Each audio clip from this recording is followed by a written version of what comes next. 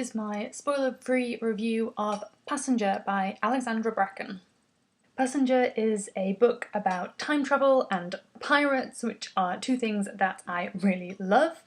Etta, our main character, is a violin prodigy, and the other main character, Nicholas, is a sailor/pirate. And both of them have the ability to travel through time.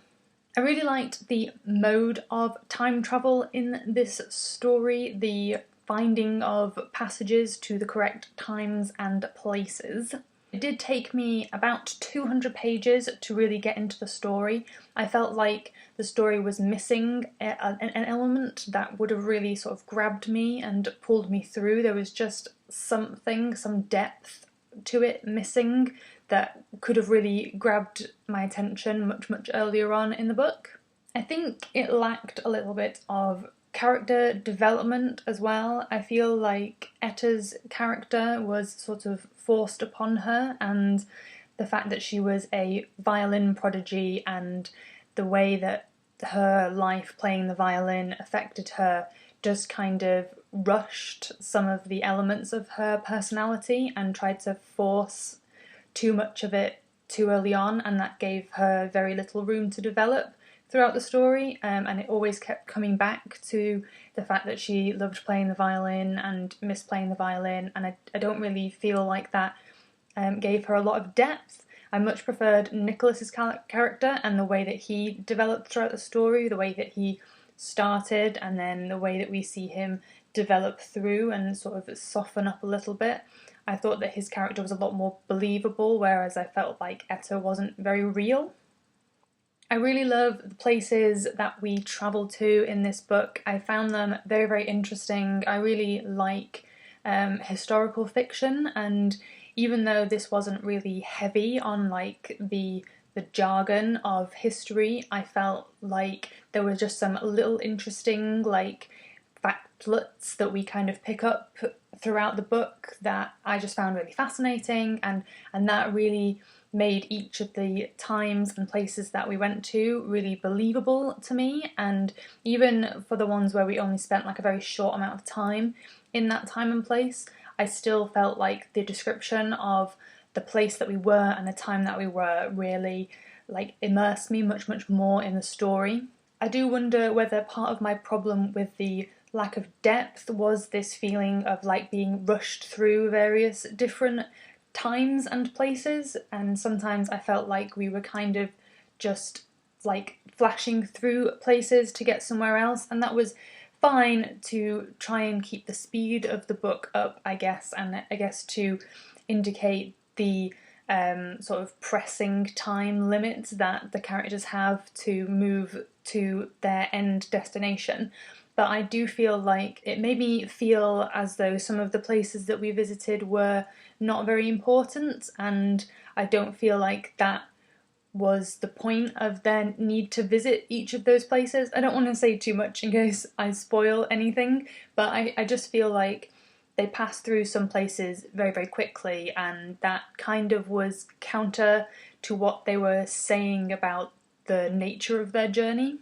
Having said those things and sounding very negative about them, I do think that the ending of this book was amazing, and as a result I think that the potential for the next book is just phenomenal, and it could just be just a fantastic book. I just really hope that we've kind of set the scene in this first book, and that means that we have the space then to see so much more of their ability and how it actually works, and we can see many more places and we can experience many more times in the next book, and hopefully we will get a little bit of a deeper understanding about the way that the time travel and space travel, I guess, you know, between different countries and different continents, how that actually works and the effects that it has on the characters. I think it's a shame that this first book was sort of so slow going in the first couple of hundred pages, and I really do hope that we've now, like I say, got that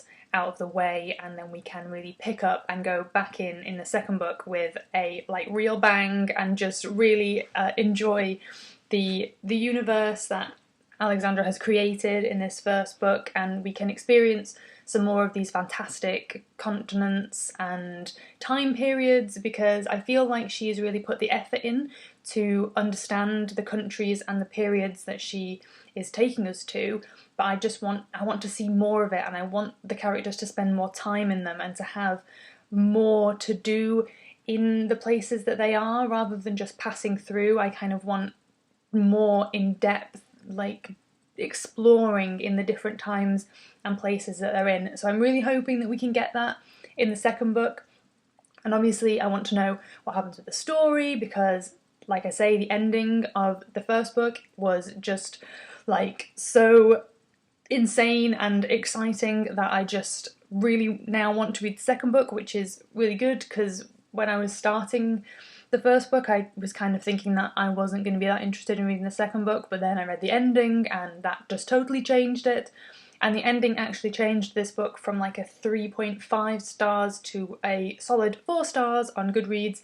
I would have liked to have given it 5 stars. I was really excited by the premise of it, the idea of the time travel and the pirates and things like that, but I just felt like the beginning was just too slow, and like I say, with the other negatives that I found with it, that I just couldn't give it 5 stars. But I feel like there is potential for a 5-star second book, and I think this is a duology, so again that kind of gives me some hope that the second book could just be really, really exciting, so fingers crossed for that. The book itself is beautiful. I love the dust jacket, and then inside, underneath the front cover of the actual book itself is this beautiful sort of silver tree, which I really, really love, and the font is really beautiful as well.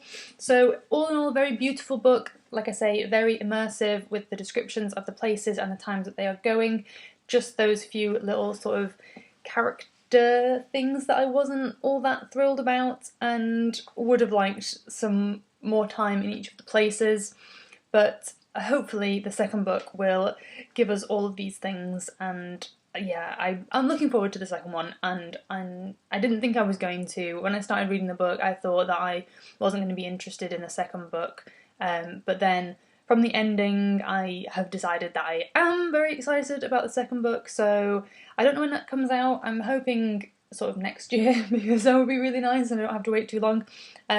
But yes, I haven't read anything else by Alexandra Bracken, so I can't really compare it to any of her other things. This doesn't put me off reading Alexandra Bracken, especially with the character kind of development that I felt wasn't so great. I thought that might put me off reading more books by her, but I have heard good things about her other series, so I am going to be checking out a few of her other books. Let me know in the description, let me know in the comments below what you thought of Passenger if you read it. And if you would like to see me do all of the booky things that I do in all the places that I do them, there will be links in the description below. And that's it for this video. Thank you very much for watching, and I will see you next time.